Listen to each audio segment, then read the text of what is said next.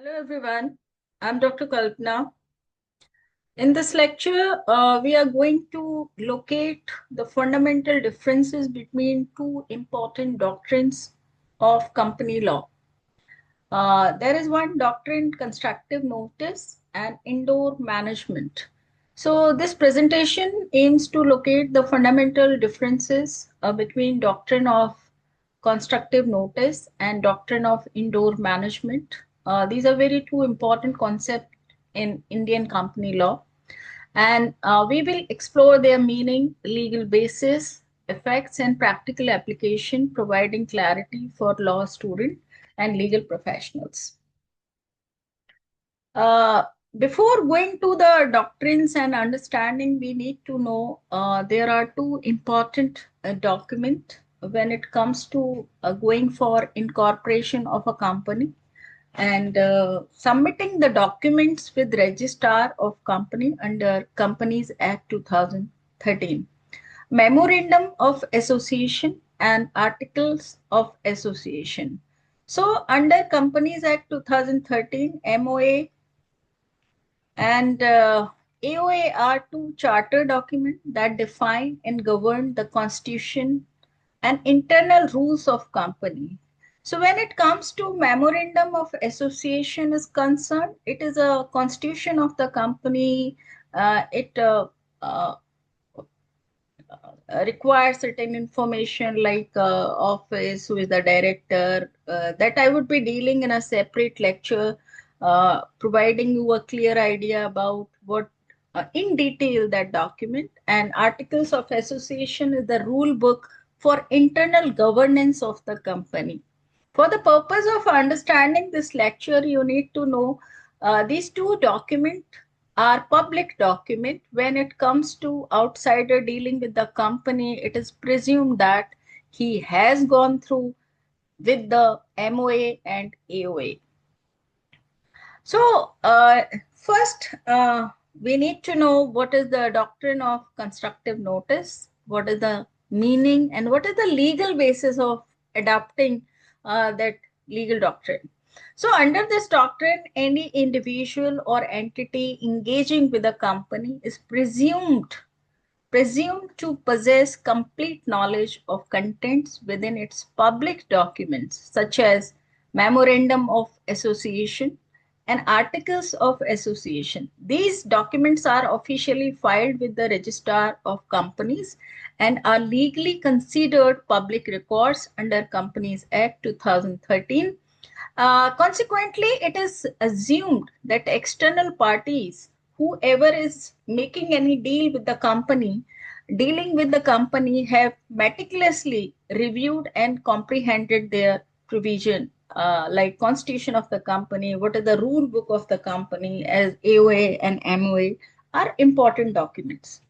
The primary effect of this doctrine is that outsiders cannot claim ignorance regarding any stipulation, restrictions, or conditions detailed in company's public document.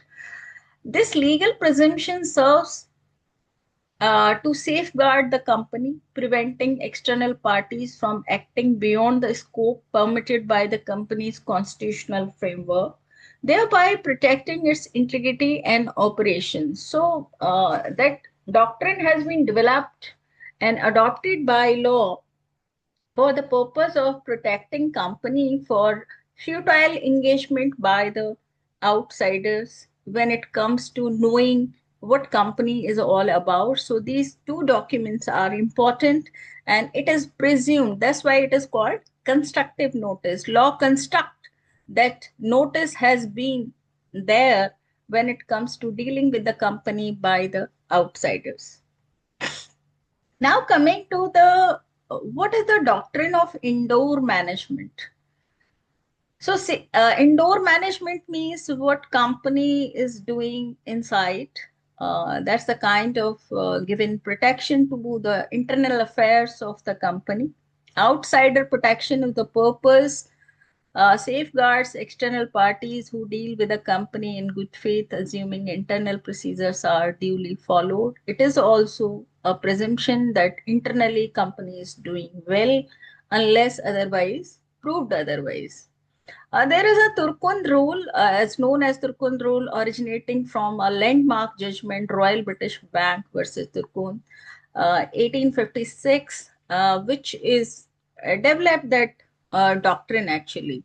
No internal scrutiny. Outsiders are not required to investigate whether internal requirements such as board resolutions, meetings, approval have been met. Means internal affairs of the companies are secret as per this doctrine. So this doctrine primarily protects the outsider from the irregularities stemming from the company's internal management.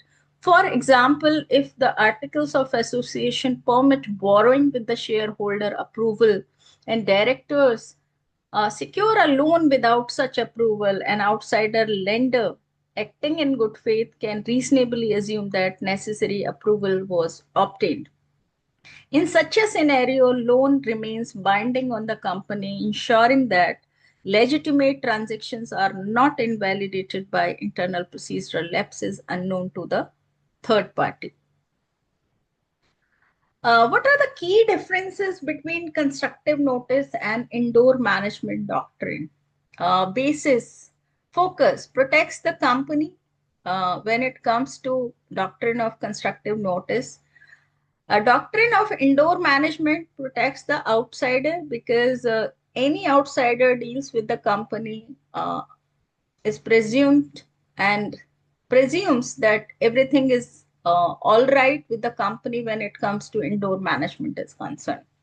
Assumption, outsider knows public documents because these are the public document registered with the company registrar. Outsider assume internal rules are followed in good faith and accordingly makes the decision to deal with the company. Result of violation, company not bound because that is constructive notice. Company may still be bound if there is irregularity is discovered and any outsider dealing with the company is being harmed because of that. So source based on public access to the document, based on internal functioning, nature, strict rule, and protective exception. So these doctrines represent a critical balance within company law. Constructive notice establishes a baseline of due diligence for external parties, requiring them to be aware of publicly available information. Conversely, indoor management acts as a necessary counterweight, ensuring that onus of verifying every internal procedural steps does not fall upon those who transact with companies in good faith. This dual approach aims to foster commercial efficiency while maintaining corporate accountability. So there are certain exceptions to the doctrine of indoor management where that protection would not be given to the outsider.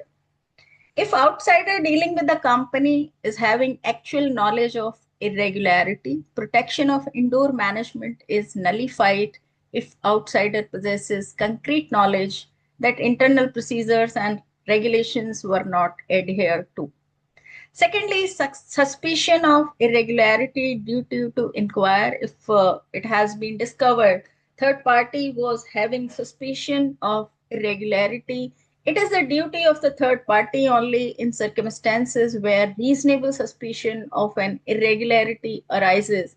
Outsider bears the responsibility to conduct a thorough investigation. For example, there was a case Anand Bihari Lal versus Dinshaw and Company 1942, where an accountant attempted to transfer property. It was held that outsiders should have known that accountant lacked such authority, imposing a duty to inquire.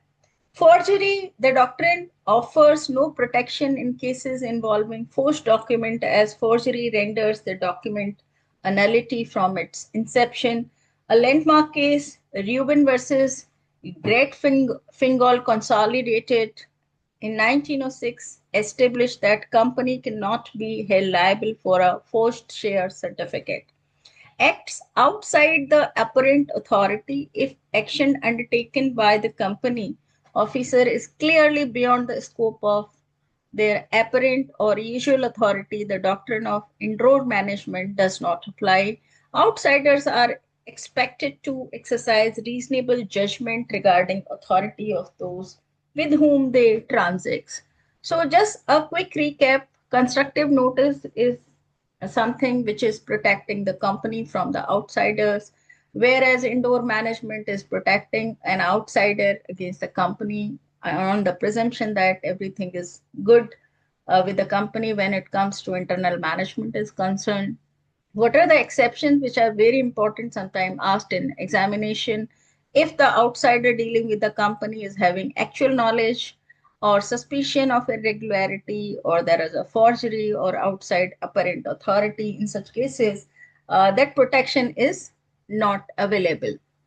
So, concluding the topic, Doctrine of Constructive Notice mandates that outsiders engaging with company are deemed to have knowledge of its public document, thereby placing a foundational responsibility on them to be informed about company's constitutional limits. Conversely, Doctrine of Indoor Management acts as crucial counterbalance, protecting these outsiders from the onerous burden of scrutinizing every internal procedural compliance. This dual framework is essential for fostering trust and efficiency in corporate transactions. So, constructive notice, awareness to the public document, indoor management, trust in internal compliance, balance interest protects both company and outsiders. So, together, these doctrines forge a coherent legal landscape balancing the interest of corporate entities and external stakeholders. They ensure that while companies are safeguarded from ultra wires acts, third parties acting in good faith are not unduly penalized for internal irregularities beyond their reasonable ascertainment. This intricate interplay underpins the practical application of company law in India. So, with this, I would end here. Thank you so much. Have a good day. Happy learning.